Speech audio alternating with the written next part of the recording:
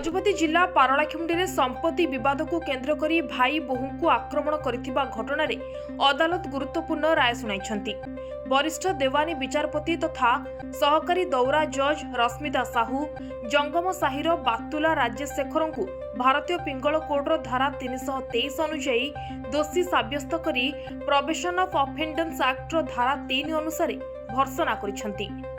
सूचना अनुसार 2024 जनवरी 6 तारिख में पैतृक संपत्ति को नहीं विवाद समय अभियुक्त निज भाई बोहू को ठेलापेला करने सह लुहा हातुड़ी रे आक्रमण करी आहत करथिबा अभियोग होइथिला।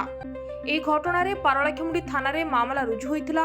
9 जन साक्षी बयान और 5टी दस्तावेज को आधार करी अदालत एही राय दैछंती।